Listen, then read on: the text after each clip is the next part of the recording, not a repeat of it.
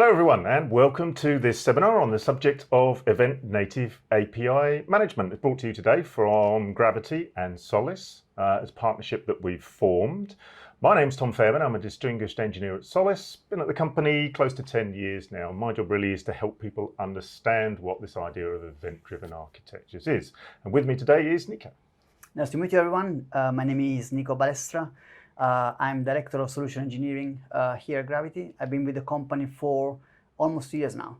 And I have 5 or 6 years of experience with API management, delivering API strategies with the customers, also working with APIs in quite wide settings, installing Gravitee in big organizations. So yeah, nice to meet you everyone. And I'm really excited for this webinar today.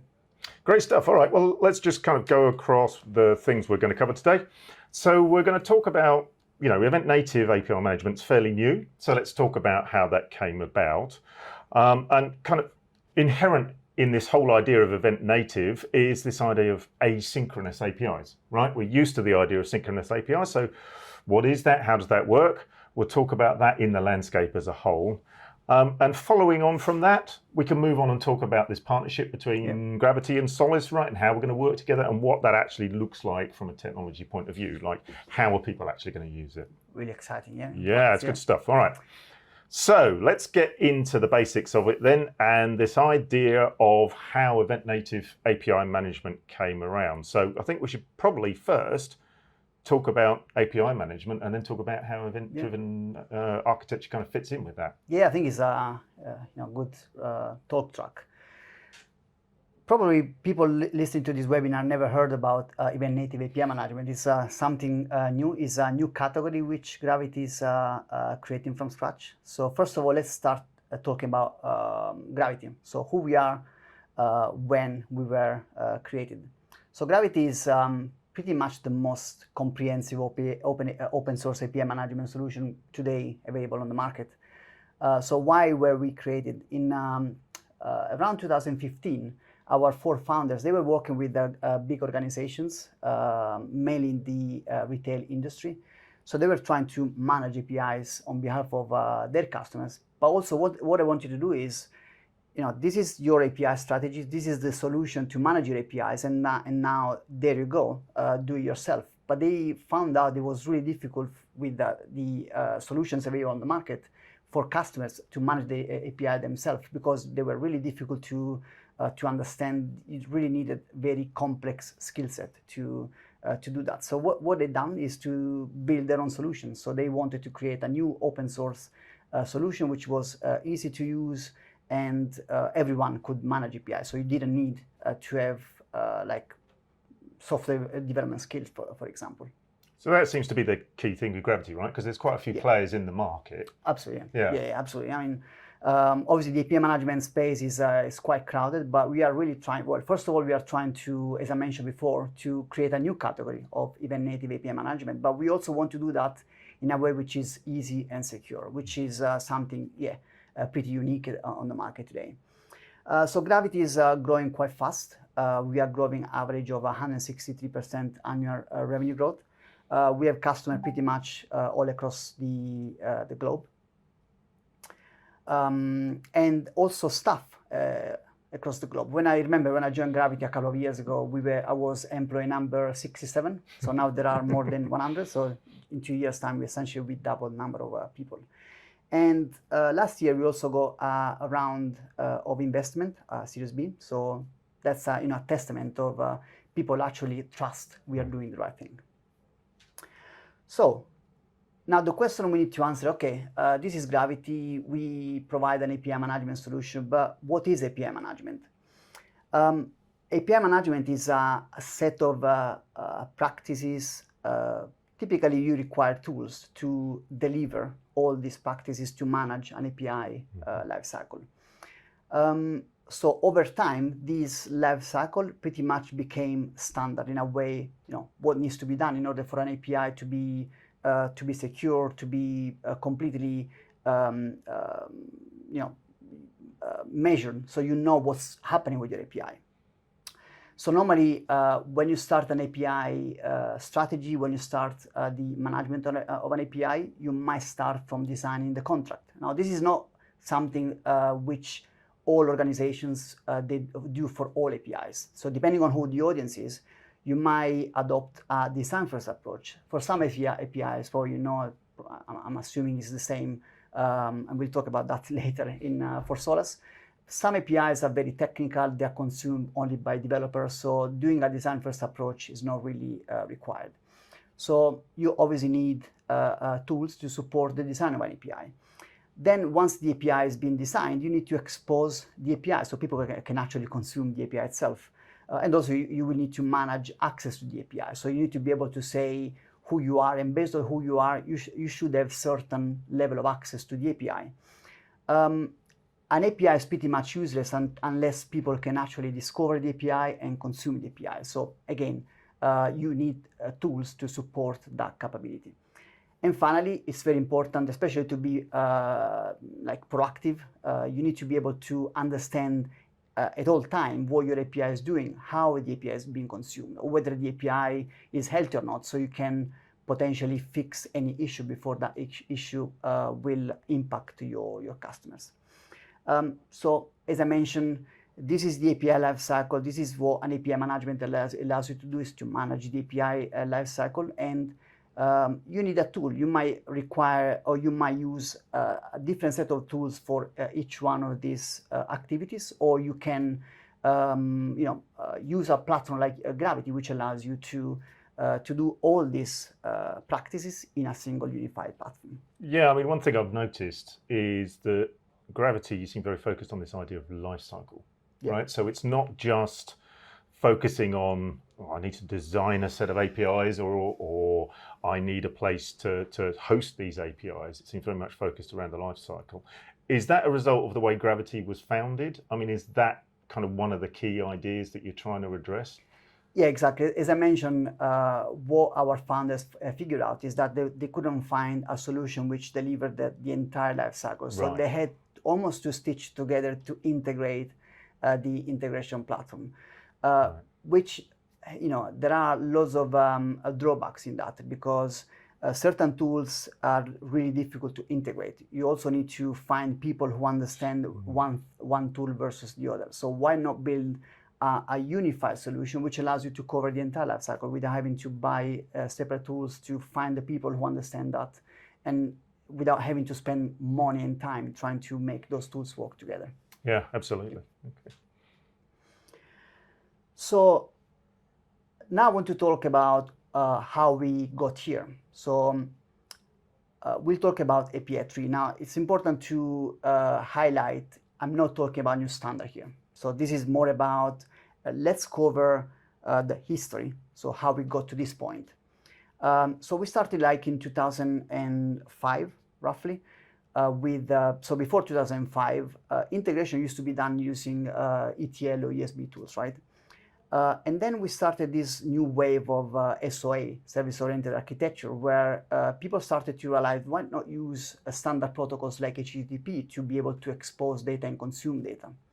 Now, the problem with SOA was based on really complex, like XML protocols, which were really difficult to consume by, for example, your mobile or web developer. So that's where REST APIs started to become more popular, because essentially you could expose APIs without doing pretty much anything. You just by leveraging the nature of the HTTP protocol, all of a sudden you could design REST APIs. So this was until like 2015, when, as you know, we started to see a new sort of approach to building applications. So we moved from a big monolith to decoupling applications and build microservices architectures. Now this obviously introduced a new set of problems. So how do you secure, for example, communication between these microservices? How do you secure and how do you make your top-down or north to south communication spread across all your microservices? So in order to solve part of these problems, we saw the creation of new sort of applications like service mesh platforms like Istio, to try and solve this problem. But unfortunately, this created another problem, which is, okay, now we've got REST APIs on one side, microservices on the other side. How do we now make sense of all this mess? And this is exactly the problem we are trying to solve. And that's what we refer when we talk about API tree. The ability to manage and govern and secure all your APIs, all your microservices, regardless of whether, microservices can communicate via synchronous protocols, but also via asynchronous protocols. So how do you make sense of all this mess? And this is exactly what Gravitee is trying to address. So how do you manage synchronous, asynchronous protocols in a way that is secure, it's easy, and also it's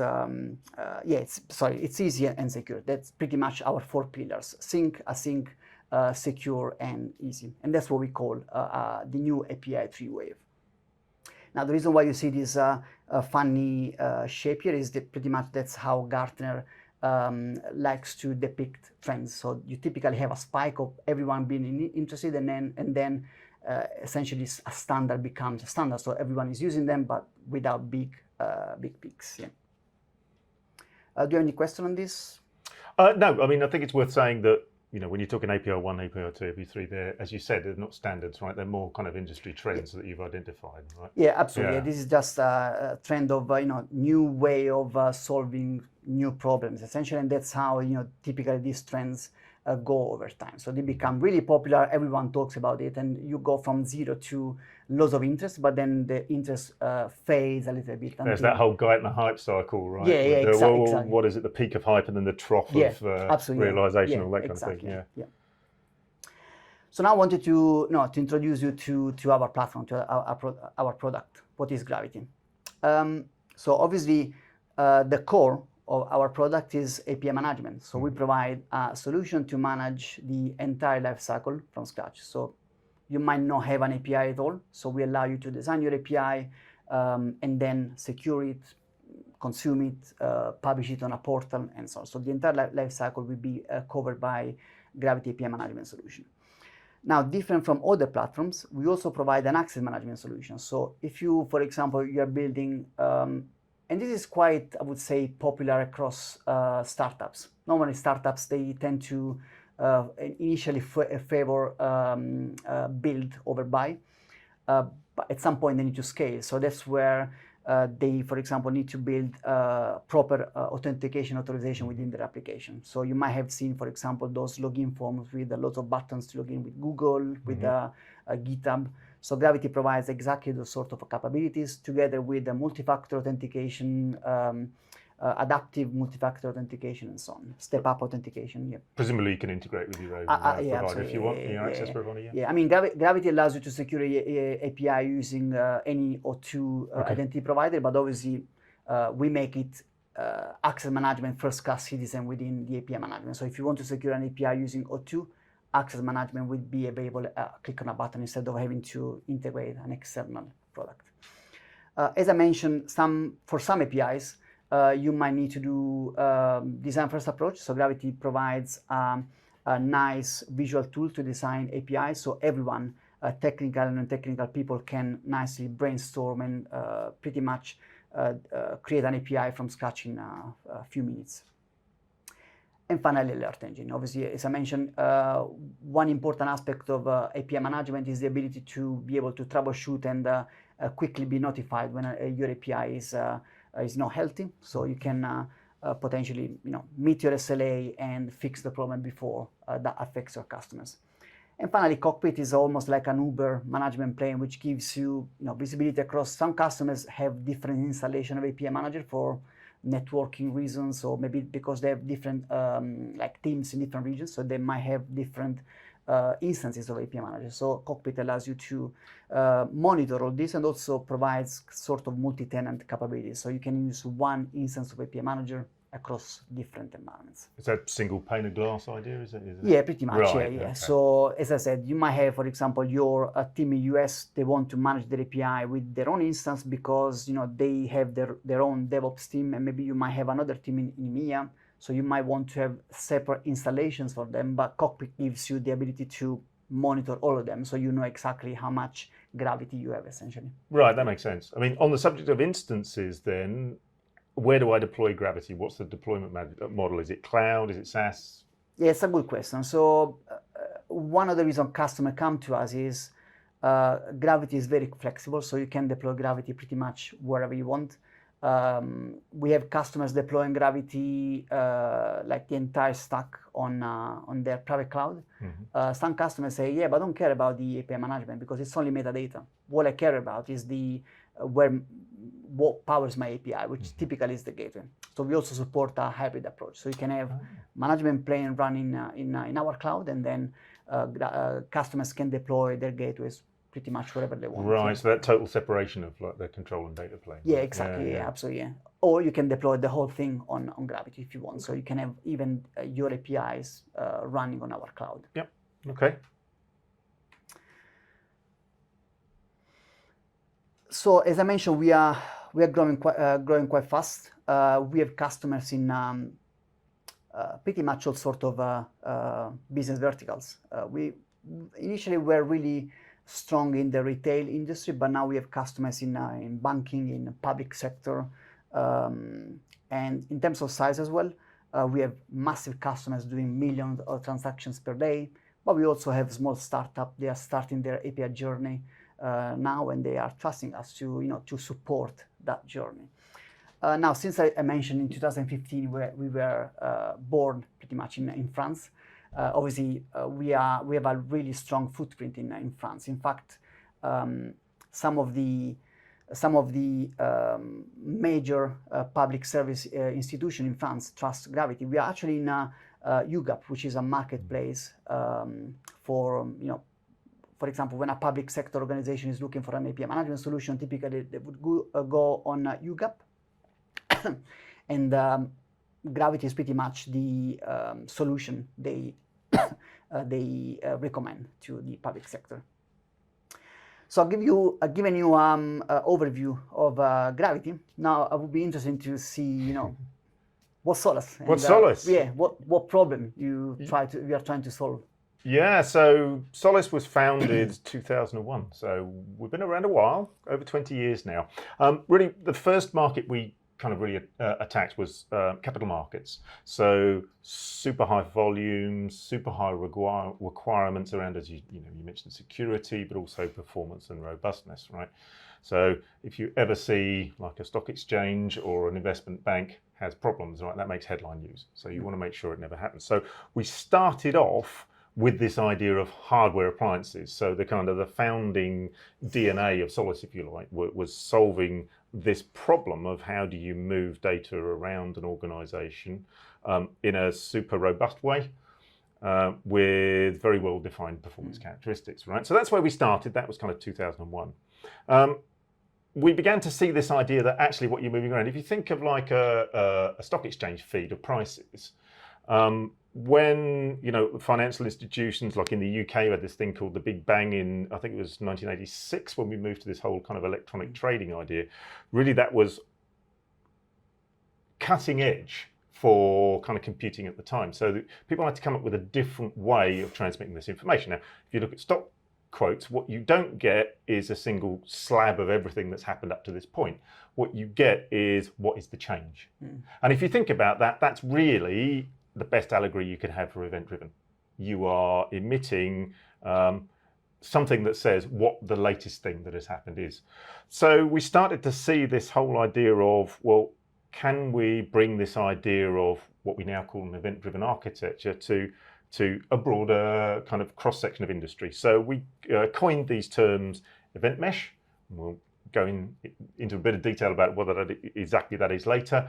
We coined this idea of an event broker, which a bit like your API gateway is kind of the runtime underlying all of this. And then we've got event portal now, which is, well, we'll come to that, right? That's kind of the point of this webinar. So around about 2020, we became the leading platform for enterprise EDA. Like one of the things we talk about in Solace is being an enterprise solution, right? So it's things like enterprise level security, role-based access controls, all that kind of thing.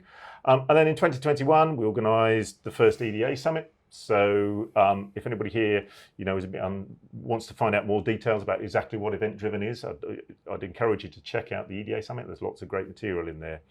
Just some numbers. I love numbers. Numbers are always good. So we move hundreds of billions of events every day. If you've ever used your credit card outside of your own home country, the chances are that foreign exchange transaction has touched Solace at some point, right? We do something like 60% of the global FX transactions touch Solace.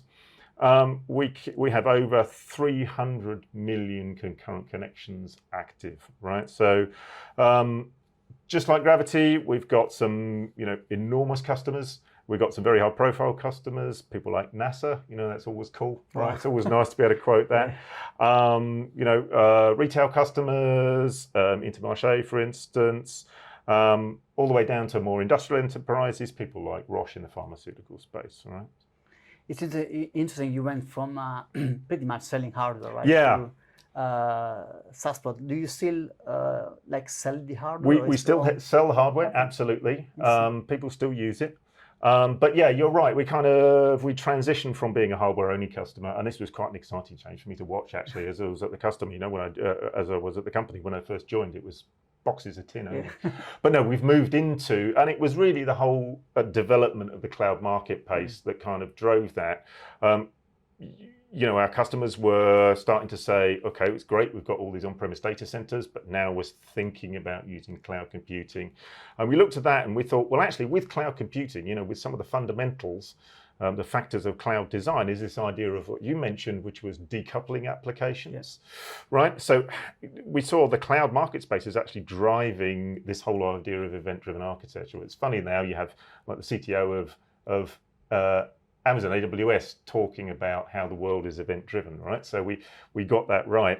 And we saw ourselves as a kind of fundamental enabler of that move to a more decoupled, event-driven style of application design that really fits the cloud, right?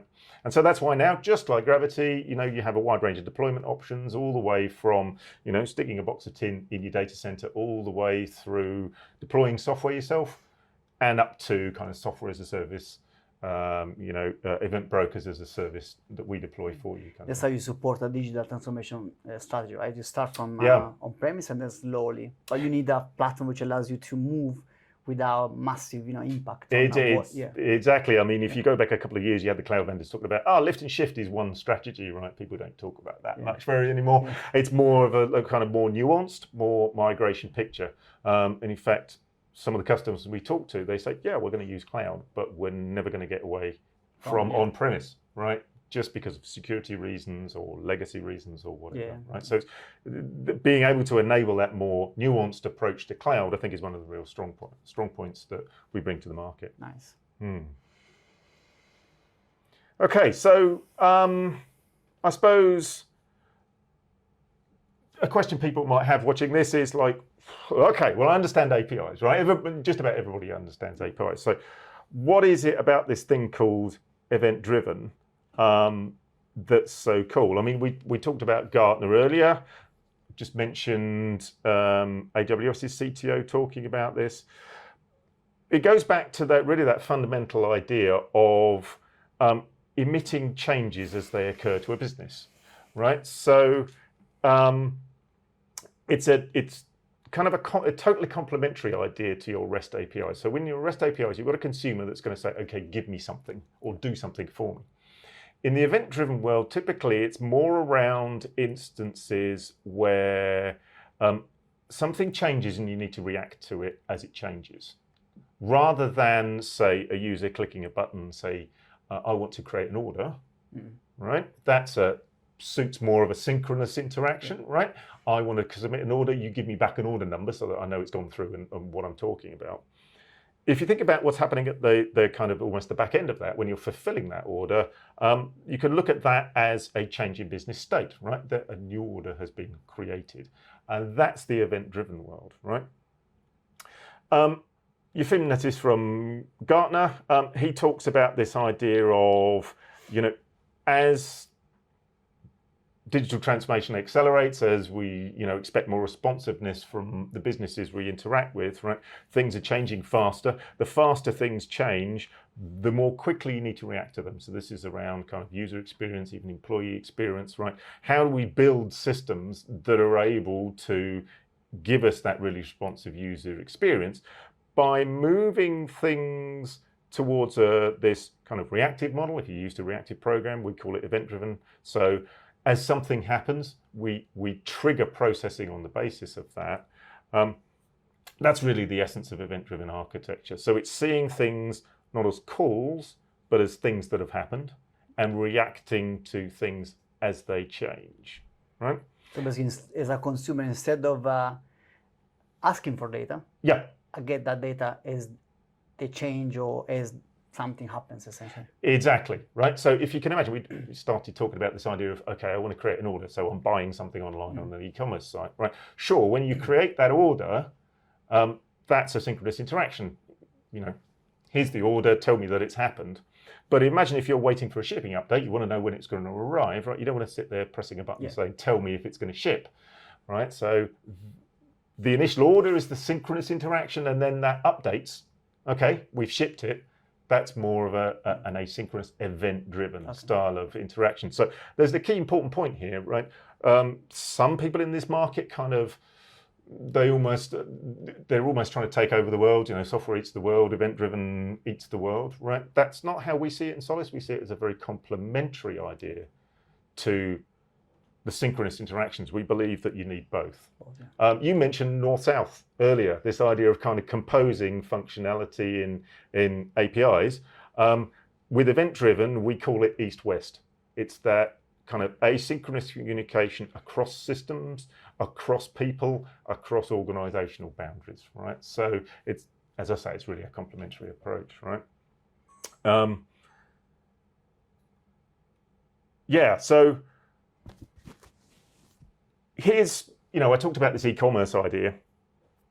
If we can make that a bit more solid, right? So, I mentioned this idea of you're buying a product, synchronous interaction, right? But if you look at the back end there, you're probably communicating with various different systems. So as I was saying with that east-west approach, right? You've got an inventory system, probably you've got merchandising, you probably also have a customer loyalty card. Now, one of the things that often customers want is they don't want to see things updated at the end of the day, right? They want, if I buy something, I want my loyalty balance to reflect that. If you that's, the e-commerce example is an easy one, everybody talks about that. But if you look at something like industrial machinery, being able to react to things as they happen can be really quite important, right? Can be safety affecting. So if you can imagine you've got a large piece of machinery, like, I came by tube today, you've got those massive escalators that Transport for London are always telling you, this is a complicated piece of machinery or whatever, right? There's obviously, there's a safety aspect there. So if something's really critical and safety affecting, you need to do something about it right there and then. But probably it's not quite, stop it right now. Maybe you need to schedule a maintenance visit or something like that. And the key point of all this is there's the frequency of doing something about it, right? And what if you don't react quickly? So if you take the escalator case, okay, sure, maybe at the end of the day, you could say, well, let's schedule a technician to come and visit this escalator. But supposing that technician is already next door, or the tube station one down the line, right? Wouldn't it be nice to be able to update that technician and say, do you know what, there's a job really nearby that rather than scheduling it for you tomorrow, we should do it now. So again, it's all about that reactivity to something as it happens rather than, say, a batch update or something like that. Another good one is if you think about traveling through an airport, that whole, the smoother we can make that passenger journey, it's like you got your kids with it. It's quite stressful, right? Anything that can update you. I mean, the one that drives me up the wall is gate changes, right? Rather than me waiting until I get to the gate to find out what's going on, wouldn't it be nice if I could be updated with that as it happens, right? And again, that's kind of moving towards this idea of event-driven architecture.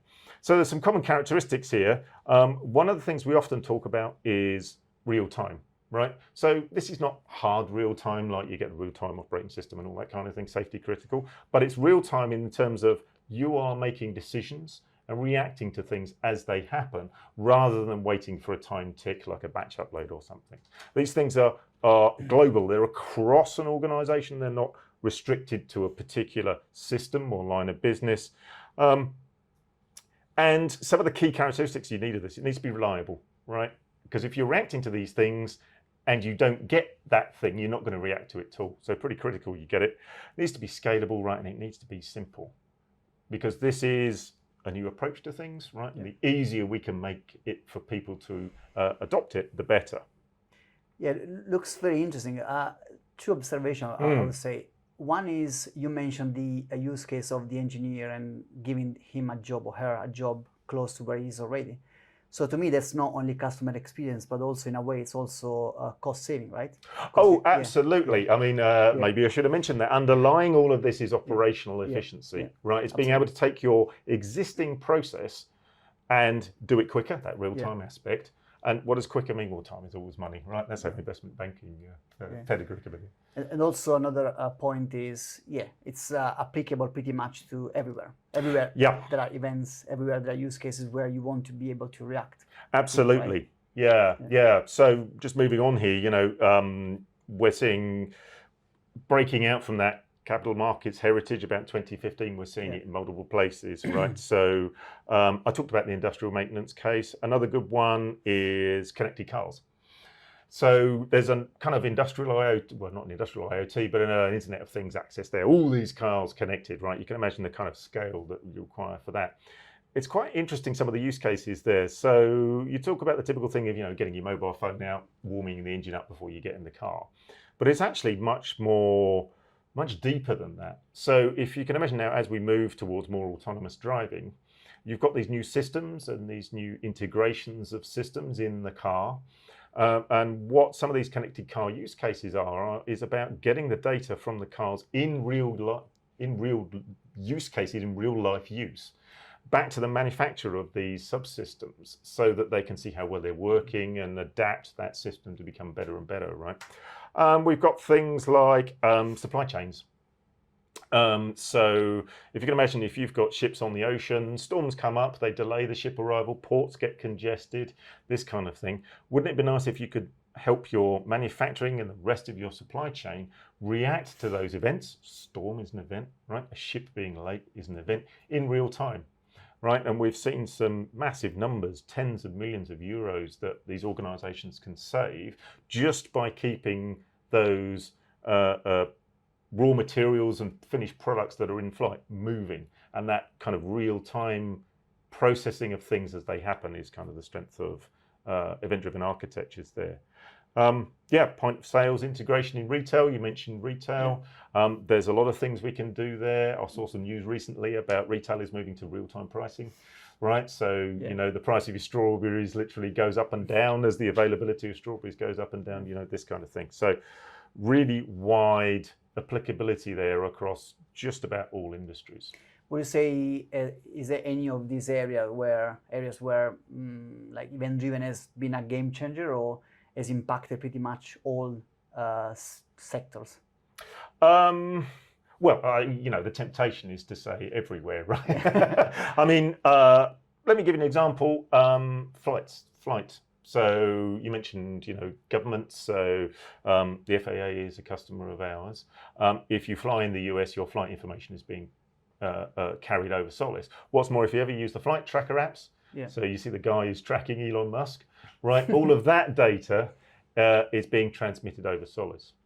There's a couple of things there. There's the reliability of that data transfer, but there's also that ability to make it available to thousands upon thousands of consumers, right? So that is pretty game changing. Up until event driven came along, you kind of would have to build a whole architecture on top of that. Event driven gives you the chance of doing it in a really simple, coherent way. A bit like Gravitee is unifying the API space. Yeah. Nice. So it's probably worth talking about, okay, so you've got this idea of event driven architecture, right? So how do you start to manage this? Like, how do you document it? How do you visualize what's going on? How do you communicate about it? So I mentioned earlier, Solace had coined this term event portal, and this is the product that we've built, right? An event portal. So similar to an API portal, it's this single place, right, you go to when you want to talk about or understand your events, right? So you've got your event brokers that are distributing these events around, and sitting on top of that, you've got this design time layer, which includes things like a catalog, just like you would in the API world. You'd have a catalog of your APIs. You've got that very much for events too. So let's say you're a data scientist, right? And you're thinking, okay, I need to do some analytics. What data is available to me? So you can go in there and see the events that are flowing around your architecture that will tell you about what's going on in your business, right? And this is really part of Solace's platform, the PubSub Plus platform, is that event broker runtime, degree of event protocol mediation, right, between different event protocols, things like MQP and MQTT in the IoT space. We've got event management with Event Portal, right? And then, of course, as everybody does, we've got that single pane of glass. That's the cloud console that enables you to get an overall view of your event platform estate, right? Because just like Gravitee, we can deploy on-premise, in the cloud, as software instances, right? So regardless of where your events are being streamed, you can consume them from your portal. But the question I had is, you mentioned data analyst, but who is the typical consumer of events on a portal? Yeah, that's a great question. So this is not really focused on one particular set of people. So we really see it as kind of spanning the domain. So at the kind of very entry level, you've got the people that are designing event-driven systems, where they want to visualize how events flow between their applications and what's in the events, right? Then you've got the kind of more architect style of user who is maybe considering a new system, a new use case, right? What's already there? What can I reuse? This will help me plan out what I'm doing. This will help me ensure when I go to my developer that he reuses what's already there. Okay. And then that's all the way to the data scientists who are looking at a more overall picture of the data that's flowing within these events, right? So pretty much anyone who needs to consume the data to build applications, build reporting, or do number crunching. Exactly. They will be able to access the portal and access the APIs. Yep. Yeah. Exactly. Yep. Okay. Now, you mentioned there, right? Imagine you could just connect anywhere and consume these events. So I mentioned earlier this idea of event mesh, and this really is a key capability that the PubSub platform gives, because what it enables you to do is essentially deploy your brokers wherever they need to go. So that could be on-premise, it could be in the cloud.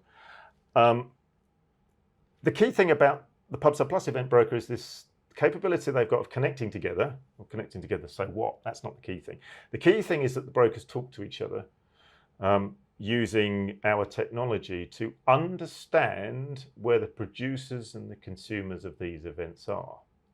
And what that means is that the brokers, it's a bit like IP routing, if you think about it that way, is it gives the brokers the ability to be able to route and filter the events from where they're going to wherever they need to be, just by understanding who's connecting, who's listening, and who's sending, right? Which they gather automatically via the APIs they're using. And what that gives you is, well, it's really the foundational technology behind this idea of event mesh, where event mesh is a globally multi-environment broker network mesh, where the brokers understand where the consumers and producers of events are and can automatically and dynamically route the events between them. And with all of this, you've got all that, I mentioned earlier about this idea of kind of event protocol mediation, you've got all of that going on under the hood too. So if you think about your connected car case, you've got the connected car, the user on their mobile device probably trying to start the engine on a cold morning, and then you've got the back-end analytics trying to understand whether the engine is starting within its required parameters on that cold morning. And really what the event mesh does is give you that ability to connect all of that together. So it gives you the ability to connect to cars over MQTT. It gives you the ability to deliver an event from the car. Hey, I've started, I'm all good, directly to the user's interface user interface on their mobile phone, while transmitting all of that to the back end amongst analytics or operational software. So, hey, your car didn't start properly, maybe you should consider a service, this kind of thing. And that's really this whole idea of event mesh. So notice here it's all about events in motion, right? It's all about distributing events as they happen.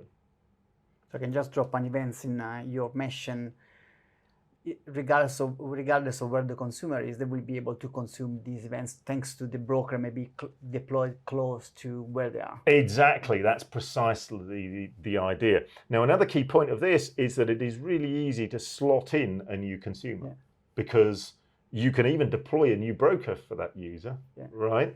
And then connect in there. So if, I don't know, imagine a crazy situation where you're trying to present a set of events or APIs to a third party, it's really easy to slot in a piece of infrastructure specifically for that case without really disturbing everything else that's going on, because the event mesh understands what's happening there and starts routing and filtering events to it.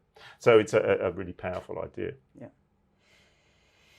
So on that subject, how do we manage these events, right?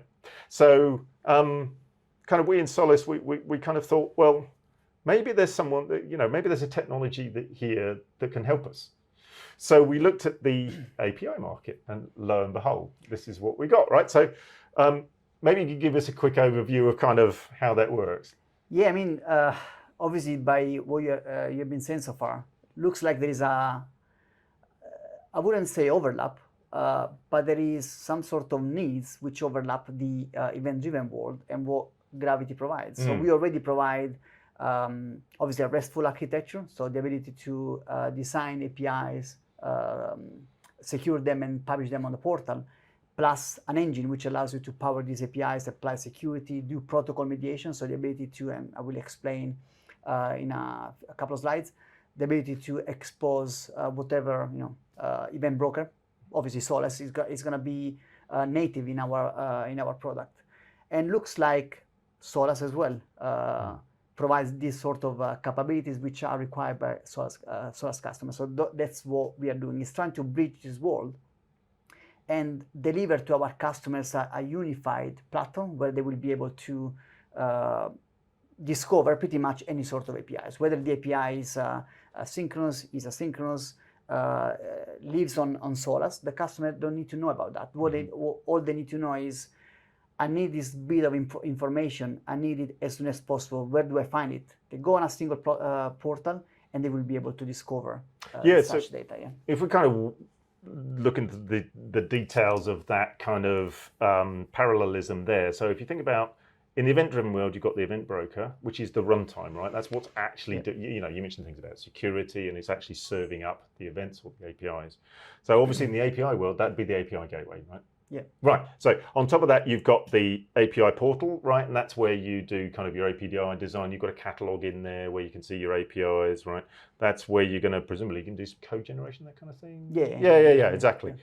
So we looked at that and we kind of took that idea and built Event Portal as a kind of parallel of API portal. So all that thing of cataloging, documentation, reuse, that kind of things, code generation. In the API world, you've got Open API, right? Yeah. Open standard that kind of defines APIs. Yeah. So fortunately, we've got in the event-driven world, the asynchronous world now, we've got async API, open standard, right? Which defines what your event looks like. Yeah. Like, where do I go to find it? What's the schema, that kind of thing. Yeah. And we can use that information, that representation of your API to easily Great stuff. Yeah. So there's some really nice parallelisms there, exactly. right? Open API, if anybody, if people are familiar with that, it's very much like async API. They're just talking about different things in the same kind of way, right? Trying to fulfill that same kind of idea. Yeah. Okay. So, all right. So we talked about Event Portal. What you can see on the slide there is the kind of designer view. So if you think about when you're building a RESTful API, right, you need an idea of like, what are the methods, what are the resources, that kind of thing. That's when you're building that up, right, you need a place to do that, and that's what Designer does. We can see in the slide here, you've got these circles, which are applications, and then linking these applications together are the events that are flowing between them. Now, unlike an API where the direction is always implicit, right? I'm going to call you events. It's not quite the same. You can either publish an event or subscribe to an event. So you have some directionality or even bi-directionality there that you need to understand, right? And that's what Event Portal does. It gives you that designer view of how events flow from one application to another. And that's really key, especially at the design stage, right? Because that's actually quite tricky. If you have to draw that on a piece of paper, for anything that's non-trivial, it gets pretty complicated pretty fast, right? Especially if it changes as you're evolving your architecture. Underlying all of that, okay, you want to understand what the events are, who owns this event, you know, what's the life cycle of this event? We spoke about life cycle management. We need to know the schema, you know, what does it contain? What's the data in there? What's the format of it? That kind of thing. And that's all tracked in Event Portal too. So, you know, kind of building on that idea of life cycle, there's a life cycle of events here within Event Portal. So we've got this idea of discovering the events. So we've got an agent that you can probe into your runtime, just like you would with Gravitee, right? To understand what you've already got there, bring that in, assess them. Maybe you want to bundle events together, release them, right? So this is an aspect of around, you know, kind of releasing to an environment. So you move between develop, test, and production environments, right? And then manage them, because as we said with API management, right, you need to manage the life cycle. So what happens if I change the schema of an event? Who does that affect downstream? That kind of thing, right? So that's what Event Portal is bringing to the asynchronous event-driven world. All right, so we've given hopefully a good overview there of both Gravitee and Solace and this asynchronous and synchronous world, right? So let's see now how we can kind of bring them together. We've kind of alluded to this already, right?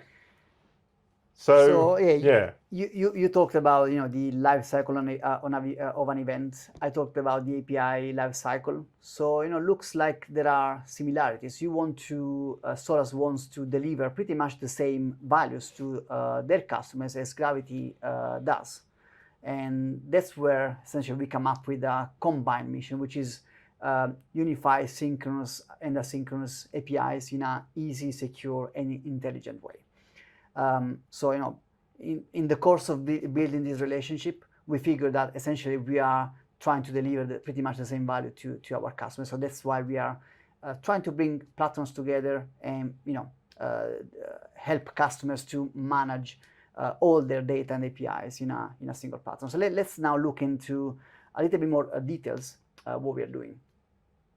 So before we pretty much entered the world of API, synchronous API, the life was easier. So customers had like SOAP web services or HTTP backend to expose like their CRM, their SAP systems, and maybe they wanted to apply some security, some traffic shaping and transformation. So it was relatively easy to allow customers to do that.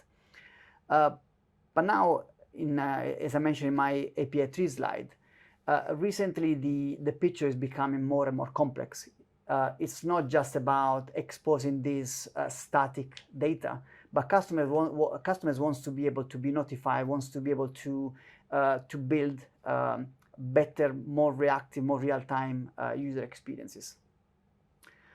So this leads us, obviously, as we explained, to Async API. Now the problem there is, okay, customers already pretty much have a standard way to manage their Async API, Sync API, REST APIs. So now, how do we apply the same capabilities to Async API? So customers are starting to introduce platforms like Solace, but they want to be able to design APIs, allow people to discover events, to discover real-time data. They want to be able to monitor this data. They want to be able to enable their partners, their maybe external partners or certain teams within the organization to consume this data. So this brings the problem of, okay, now I need to bring another software, I need to learn new skills, I need to make this world talk to the other, because as you said, you're going to need both of them, right? You still need synchronous API, you also now need asynchronous API.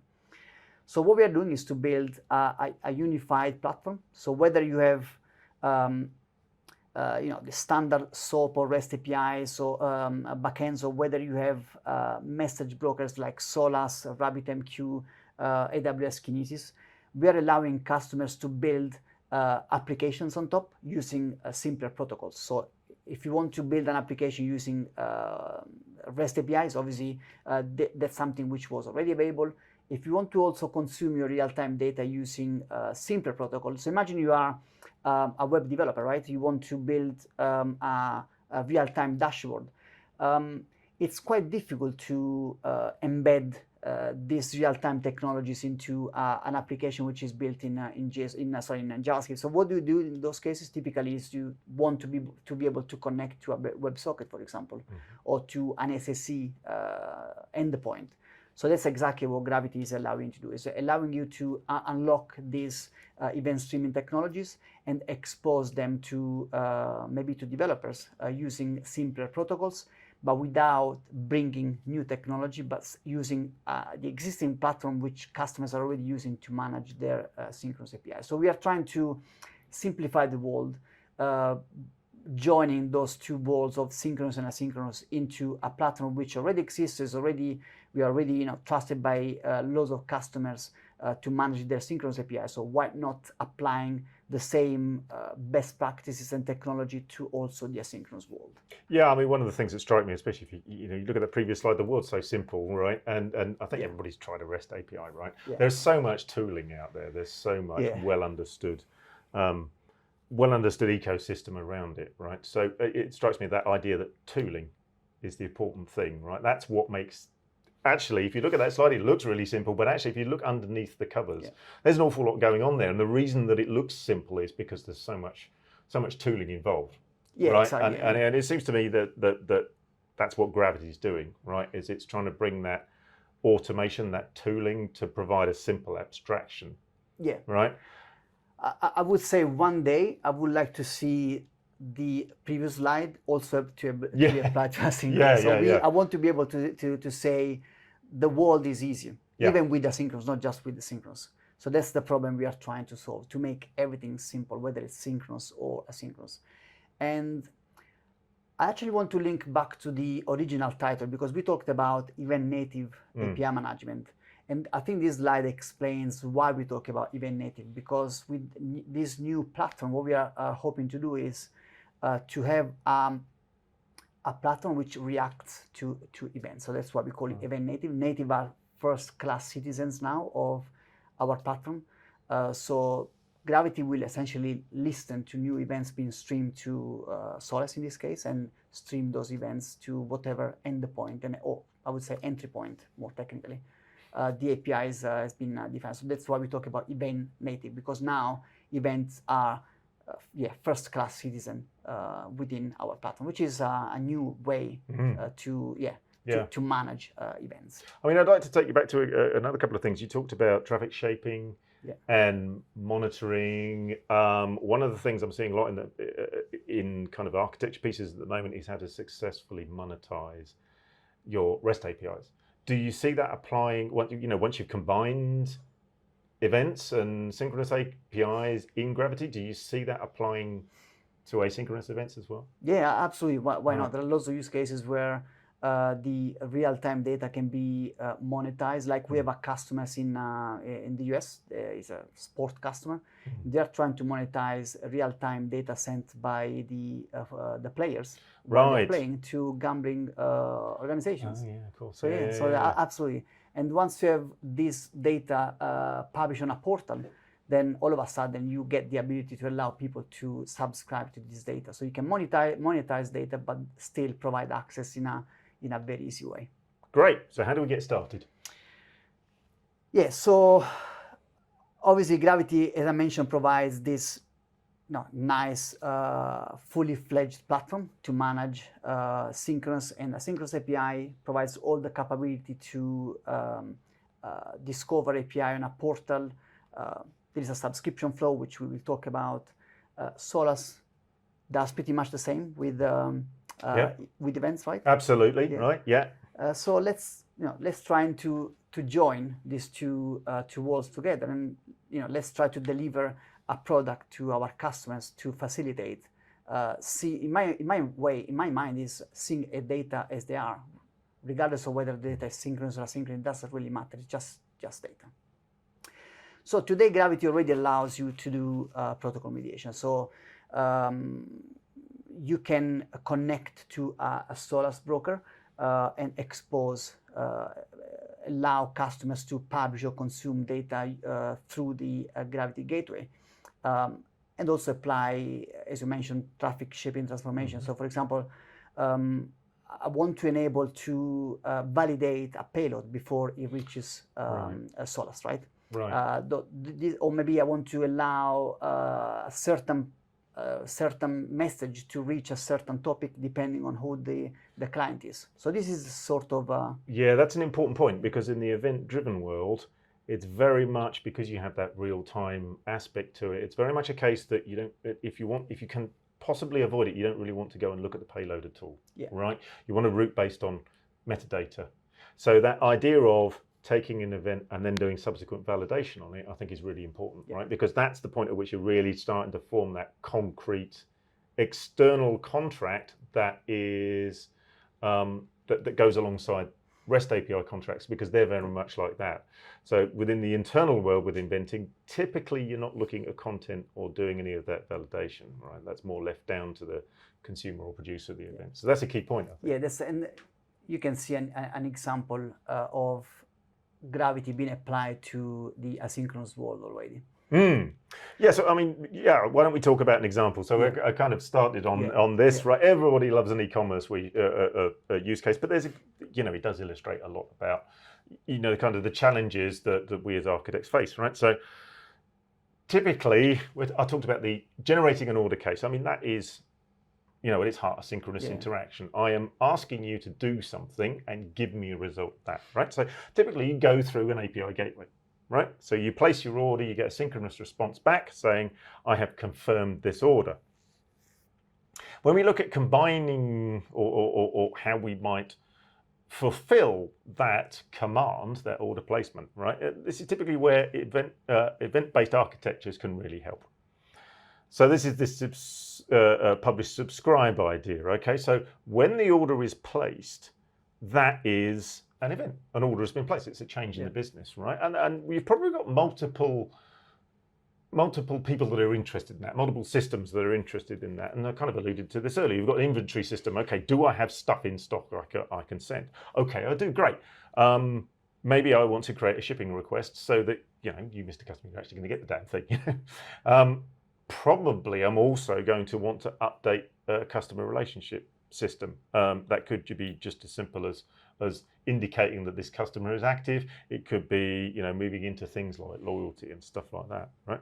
So you've got this idea of a mixture of synchronous and asynchronous interactions too. But if you start to think about this a bit more deeply, you've got the idea that not only do we have a synchronous contract here with the customer, but maybe we might start to introduce the idea of an asynchronous contract. So let's take the case of our shipping firm here, right? In the old days, what we would probably do is maybe even create a batch file, and at the end of the day, send them off a huge batch of, hey, I've got 1 million orders today, aren't we all happy, right? But increasingly, that's problematic. It takes a lot of processing power. It's not real time. It's not up to date. It could mean that you're missing shipping schedules, say on an overnight shipment between intercontinental shipments, right? So wouldn't it be nice if we can update our shipping provider as these things happen? Now, to do that, we would need some kind of event API, a contract, binding the two together and explaining how you can consume that kind of contract, right? You might have price comparison websites, right? Where maybe the marketing team have announced a promotion, right? You want to get that out as quickly as possible.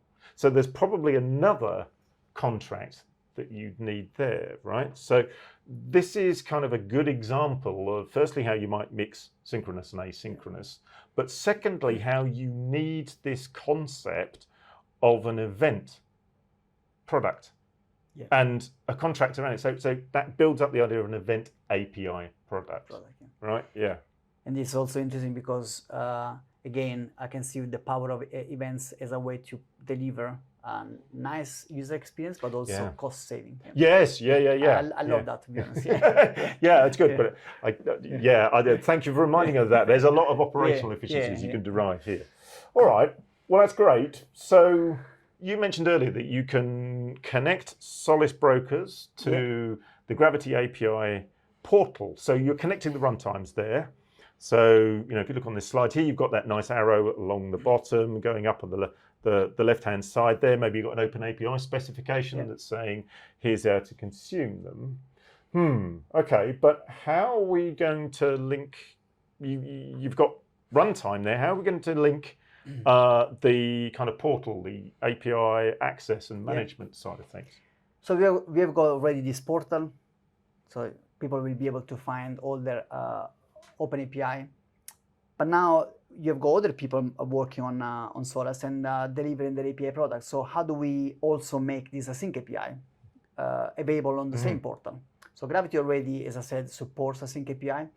So what we are doing is to build an integration between the event portal and our portal. So this agent will be able to pull all the products which have been released in the event portal, pull them into the Gravitee portal, so people will be able to discover data, regardless of whether, as I said, it's open API, async API, APIs. They will be able to discover these assets in pretty much the same way.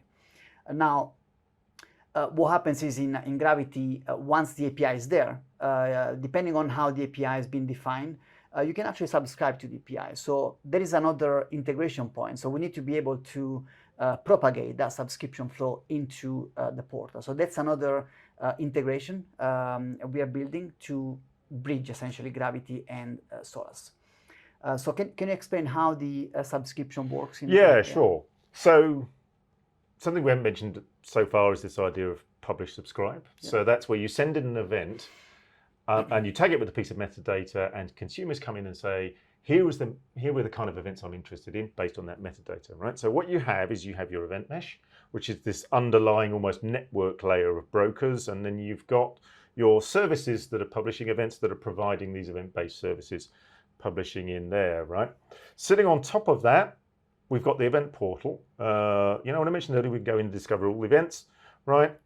And Event Portal gives us the capability of understanding and documenting and managing those events, but it also gives you the capability of bundling those events together into these event API products, right? And that's kind of where Async API comes in. It gives you an open standard description of that API product, right? So what we need to do then is, obviously, we can give you the async API spec. So isn't it just a matter of importing that? Exactly. That's what the agent will do. We'll discover all these async API products and import them into the API portal. Now, as I mentioned, the API is there now for people to discover, but also to consume. So how that's going to work? So normally what happens in Gravitee is you start building your application, and then at some point you say, I need this data in order to deliver my application. So what you do is to go on the portal, discover your API, and then click on a button to subscribe to the API. So at that point, depending on how the API has been set up, you can have the API owner have to maybe approve that request. Now, the important bit is whatever happens at that point, the decision needs to be propagated into Solace. So if I accept that request, then that request needs to be propagated into Solace. So also Solace knows that that client is actually allowed to consume or publish APIs. Yeah, exactly. And it goes a bit more than that. If you can imagine, if you're looking at an API portal and somebody says, I'm going to enable an API, there's a bunch of things that you've got to do on the API gateway, right? You've got to create resources, you've got to set up the RBAC on the resources, that kind of thing. And it's exactly the same for events, right? So there are some entities, some things that need to be created in the broker, right, to enable that access and to provide that access, to allocate resources on the broker to do that. And that's what that the blue line kind of on the left-hand side of this diagram here is showing, right? So it isn't just a case of importing the async API. Once we've gone through the approval workflow and everything, we can then feed back what needs to be done on the broker to provide the resources and access to those events, right? Yeah. So That's all good. Yeah. How do we work together then? Lots of theory, right? Yeah. What's it look like practically? Let's actually have a look at what it's going to look like. So this is just a recap. So these are the two platforms working together, so providing a single portal and protocol mediation. So the ability for events to stream across the gateway. That word unified again. Yeah. Exactly. So in Event Portal, I mentioned this idea of Event API products. And this is what you see at the top there is the screenshot from Event Portal that enables you to bundle the events together and create and manage this single Event API product, and then obviously export an async API specification of them, right? Yeah. So at this point, you have a few options. Now, as I mentioned, Solace will become first-class citizen for Gravitee. So you can either import an existing async API spec from Solace, or you can completely write or build, I would say, an API from scratch. At that point, you can say, okay, I want to expose, let's say, a WebSocket and have the gateway expose maybe a Solace broker. So you will be able to select your backend to be Solace. So we will be able to, as I mentioned, Solace will become first-class citizen. So you will be able to connect directly to a Solace broker. Or obviously, Gravitee can do that for you if you enable the agent to pull those APIs directly. At that point, once you have the API in our platform, you can do lots of things. You can apply message filtering, the dead letter queue, lots of things you can do with our gateway. But the important thing is that at the end of the designing your API, you can then publish the API on the portal so people can subscribe by simply clicking on a subscription button, and that should propagate the subscription on the Solace portal as well. Yep. So that gets us to in that previous slide, that gets you to the top bit, and now we need to go through the bit where we're actually going to consume that API. Exactly. Right? Yeah. So that's where your developer would use essentially to say, I need to build my application. Search for your API, your data, depending on how you search, and then click on subscription button, and all the magic happens without having to send emails or Slack people. Yeah, should be all automatic. Yeah, there's an important point here. Obviously, as I mentioned earlier, you're creating things on the broker to fulfill these resource requirements, right? So in the event portal, that looks like there's another consumer of this event, and you need to see that, right? Because again, it impacts the life cycle management and all that kind of thing. So we feed back into event portal and say, look, there's another consumer of this event here, and that builds out in your catalog, in your applications, and in your event flow diagram, right? Okay, that's all for today. Thanks everyone for listening to us. You can obviously reach out to us on our email. We are on LinkedIn, quite active, I would say, on LinkedIn. Yeah. We are attending a few events, the EDA Summer Summit, which just happened, right? Yeah, that's right. Plenty of material on there. I think there were some sections from Gravitee in the latest one, right? Yeah. We're also attending the API Days in September. That's where we first met, wasn't it? Yeah, remember exactly. API Days? Yeah. It's going to be our anniversary. Yeah, exactly. Yeah, and if there is any question, please feel free to ask any questions in the chat box. And thanks very much.